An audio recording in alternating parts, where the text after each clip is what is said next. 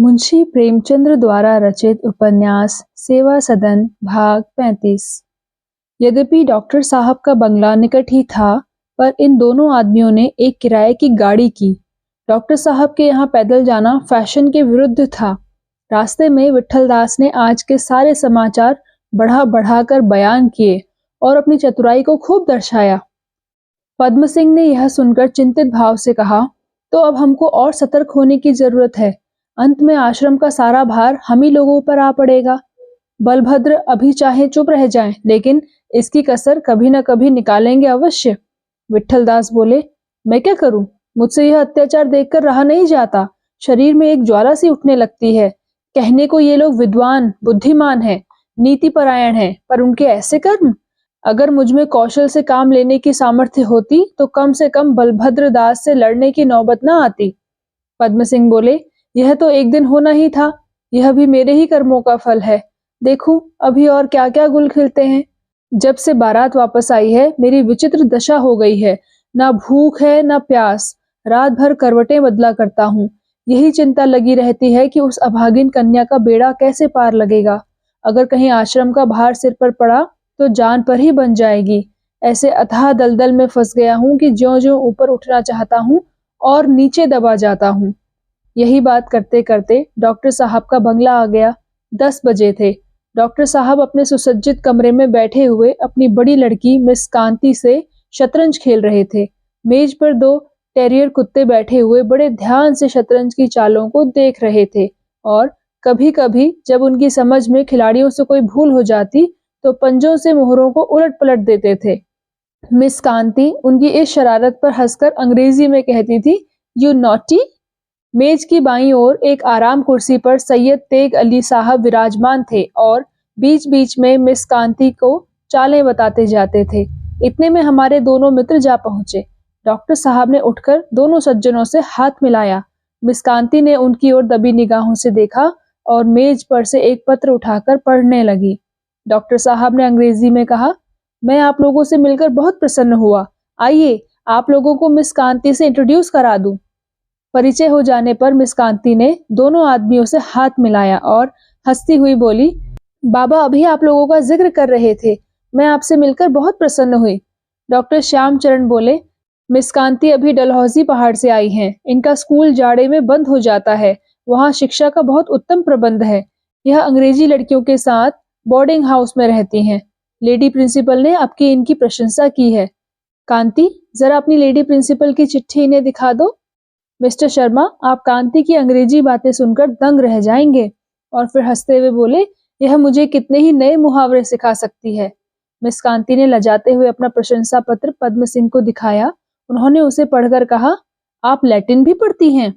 Doctor साहब ने कहा, लैटिन में आपकी परीक्षा में इन्हें एक पदक मिला है। कल क्लब में कांति ने ऐसा अच्छा गेम दिखाया कि अंग्रेज लेडियां दंग रह गई। हाँ, अब की बार आप हिंदू मेंबरों के जलसे में नहीं थे? पद्म सिंह बोले, जी नहीं, जरा मकान पर चला गया था। डॉक्टर साहब बोले, आप ही के प्रस्ताव पर विचार किया गया है। मैं तो उचित समझता हूँ कि अभी उसे बोर्ड में पेश करने में जल्दी ना करें। अभी सफलता की बहुत कम आशा है। तेग अली बोले, जनाब, मुसलमान मेंबरों की तरफ से तो आपको पूरी मदद मिलेगी। डॉक्टर साहब बोले, हाँ, लेकिन हिंदू मेंबरों में तो मतभेद है। पद्म सिंह बोले, आपकी सहायता हो जाए तो सफलता में कोई संदेह ना रहे। डॉक्टर साहब बोले, मुझे इस प्रस्ताव से पूरी सहानुभूति है, लेकिन आप जानते हैं मैं गवर्नमेंट का नामजद किया हुआ मेंबर हूँ। जब तक यह ना मालूम हो जाए कि गवर्नमेंट इस विषय को पसंद करती है या नहीं, तब तक मैं ऐसे सामाजिक प्रश्न पर कोई राय नहीं दे सकता। विट्ठलदास ने तीव्र स्वर से कहा, जब मेंबर होने से आपके विचार स्वातंत्र्य में बाधा पड़ती है तो आपको इस्तीफा दे देना चाहिए। तीनों आदमियों ने विट्ठलदास को उपेक्षा की दृष्टि से देखा। उनका कथन असंगत था। तेग अली ने व्यंग भाव से कहा, इस्तीफा दे दें तो यह सम्मान कैसे हो? लाट साहब के बराबर कुर्सी पर कैसे बैठें? ऑनरेबल कैसे कहलाएं? बड़े बड़े अंग्रेजों से हाथ मिलाने का सौभाग्य कैसे प्राप्त हो? सरकारी डिनर में बढ़ बढ़कर हाथ मारने का गौरव कैसे मिले? नैनीताल की सैर कैसे करें? अपनी वक्तृता का चमत्कार कैसे दिखाएं, यह भी तो सोचिए। विट्ठलदास बहुत लज्जित हुए। पद्म सिंह पछताए कि विट्ठलदास के साथ नाहक आए। डॉक्टर साहब गंभीर भाव से बोले, साधारण लोग समझते हैं कि इस लालच से लोग मेंबरी के लिए दौड़ते हैं। वह यह नहीं समझते कि वह कितना जिम्मेदारी का काम है। गरीब मेंबरों को अपना समय, कितना विचार, कितना धन, कितना परिश्रम इसके लिए अर्पण करना पड़ता है। इसके बदले उसे इस संतोष के सिवाय और क्या मिलता है कि मैं देश और जाति की सेवा कर रहा हूँ। ऐसा ना हो तो कोई मेंबरी की परवाह ना करे। तेग अली बोले, जी हाँ, इसमें क्या शक है। जनाब ठीक फरमाते हैं। जिसके सिर यह अजीबुशान जिम्मेदारी पड़ती है, उसका ही दिल जानता है। 11 बज गए थे। श्यामचरण ने पद्म सिंह से कहा, मेरे भोजन का समय हो गया, अब जाता हूँ। आप संध्या समय मुझसे मिलिएगा। पद्म सिंह ने कहा, हाँ हाँ, शौक से जाइए। उन्होंने सोचा, जब ये भोजन में जरा सी देर हो जाने से इतने घबराते हैं, तो दूसरों से क्या आशा की जाए। लोग जाति और देश के सेवक तो बनना चाहते हैं, पर जरा सा भी कष्ट नहीं उठाना चाहते। लाला भगत राम धूप में तख्ते पर बैठे हुक्का पी रहे थे। उनकी छोटी लड़की गोद में बैठी हुई धुएं को पकड़ने के लिए बार बार हाथ बढ़ाती थी। सामने जमीन पर कई मिस्त्री और राजगीर बैठे हुए थे। भगत राम पद्म सिंह को देखते ही उठ खड़े हुए और पालागन करके बोले, मैंने शाम को ही सुना था कि आप आ गए। आज प्रातःकाल जाने वाला था, लेकिन कुछ ऐसा झंझट आ पड़ा कि अवकाश ही ना मिला। यह ठेकेदारी का काम बड़े झगड़े का है। काम कराइए, अपने रुपए लगाइए, उस पर दूसरों की खुशामद कीजिए। आजकल इंजीनियर साहब किसी बात पर ऐसे नाराज हो गए हैं कि मेरा कोई काम उन्हें पसंद ही नहीं आता। एक पुल बनवाने का ठेका लिया था, उसे 3 बार गिरवा चुके हैं। कभी कहते हैं यह नहीं बना, कभी कहते हैं वह नहीं बना। नफा कहाँ से होगा, उल्टे नुकसान होने की संभावना है। कोई सुनने वाला नहीं है। आपने सुना होगा, हिंदू मेंबरों का जलसा हो गया। पद्म सिंह बोले, हाँ, सुना और सुनकर शोक हुआ। आपसे मुझे पूरी आशा थी। क्या आप इस सुधार को उपयोगी नहीं समझते? भगत राम बोले, इसे केवल उपयोगी ही नहीं समझता, बल्कि हृदय से इसकी सहायता करना चाहता हूँ। पर मैं अपनी राय का मालिक नहीं हूँ। मैंने अपने को स्वार्थ के हाथों में बेच दिया। मुझे आप ग्रामोफोन का रिकॉर्ड समझिए। जो कुछ भर दिया जाता है वही कह सकता हूँ और कुछ नहीं। पद्म सिंह बोले, लेकिन आप यह तो मानते हैं कि जाति के हित में स्वार्थ से पार्थक्य होना चाहिए। भगत राम बोले, जी हाँ, इसे सिद्धांत रूप से मानता हूँ, पर इसे व्यवहार में लाने की शक्ति नहीं रखता। आप जानते होंगे, मेरा सारा कारोबार सेठ चिम्मन लाल की मदद से चलता है। अगर उन्हें नाराज कर लूं तो यह सारा ठाट बिगड़ जाए। समाज में मेरी जो कुछ मान मर्यादा है वह इसी ठाट बाट के कारण है। विद्या और बुद्धि तो है नहीं, केवल इसी स्वांग का भरोसा है। आज अगर कलई खुल जाए तो कोई बात भी ना पूछे, दूध की मक्खी की तरह समाज से निकाल दिया जाऊं। बतलाइए, शहर में कौन है जो केवल मेरे विश्वास पर हजारों रुपए बिना सूद के दे देगा? और फिर केवल अपनी ही फिक्र तो नहीं है। कम से कम 300 रुपए मासिक गृहस्थी का खर्च है। जाति के लिए मैं स्वयं कष्ट झेलने के लिए तैयार हूँ, पर अपने बच्चों को कैसे निरावलंब कर दूं? जब हम अपने किसी कर्तव्य से मुंह मोड़ते हैं तो दोष से बचने के लिए ऐसी प्रबल युक्तियां निकालते हैं कि कोई मुंह ना खोल सके। उस समय हम संकोच को छोड़कर अपने संबंध में ऐसी ऐसी बातें कह डालते हैं कि जिनके गुप्त रहने में ही हमारा कल्याण है। लाला भगत राम के हृदय में यही भाव काम कर रहा था। पद्म सिंह समझ गए कि इनसे कोई आशा नहीं। बोले, ऐसी अवस्था में आप पर कैसे जोर दे सकता हूँ? मुझे केवल एक वोट की फिक्र है। कोई उपाय बतलाइए, कैसे मिले? भगत जी बोले, कुंवर साहब के यहाँ जाइए, ईश्वर चाहेंगे तो उनका वोट आपको मिल जाएगा। सेठ बलभद्र दास ने उन पर 3,000 रुपए की नालिश की है। कल उनकी डिग्री भी हो गई। कुंवर साहब इस समय बलभद्र दास से तने हुए हैं। वश चले तो गोली मार दें। फंसाने का एक लटका आपको और बताए देता हूँ। उन्हें किसी सभा का प्रधान बना दीजिए, बस उनकी नकेल आपके हाथ में हो जाएगी। पद्म सिंह ने हंसकर कहा, अच्छी बात है, उन्हीं के यहाँ चलता हूँ। दोपहर हो गई थी, लेकिन पद्म सिंह को भूख प्यास न थी। बग्घी पर बैठकर चले। कुंवर साहब बरुणा किनारे एक बंगले में रहते थे। आध घंटे में आ पहुंचे। बंगले के हाथे में ना कोई सजावट थी, ना सफाई। फूल पत्ती का नाम न था। बरामदे में कई कुत्ते जंजीर में बंधे खड़े थे। एक तरफ कई घोड़े बंधे हुए थे। कुंवर साहब को शिकार का बहुत शौक था। कभी कभी कश्मीर तक का चक्कर लगाया करते थे। इस समय वह सामने कमरे में बैठे हुए सितार बजा रहे थे। एक कोने में कई बंदूकें और बर्छियां रखी हुई थी। दूसरी ओर एक मेज पर एक घड़ियाल बैठा था। पद्म सिंह कमरे में आए तो उसे देखकर एक बार चौंक पड़े। खाल में ऐसी सफाई से भूसा भरा गया था कि उसमें जान सी पड़ गई थी। कुंवर साहब ने शर्मा जी को बड़े प्रेम से स्वागत किया। आइए महाशय, आपके तो दर्शन दुर्लभ हो गए। घर से कब आए? पद्म सिंह बोले, कल ही आया हूँ। कुंवर साहब बोले, चेहरा उतरा हुआ है, बीमार थे क्या? पद्म सिंह बोले, जी नहीं, बहुत अच्छी तरह हूँ। कुंवर साहब ने पूछा, कुछ जलपान कीजिएगा?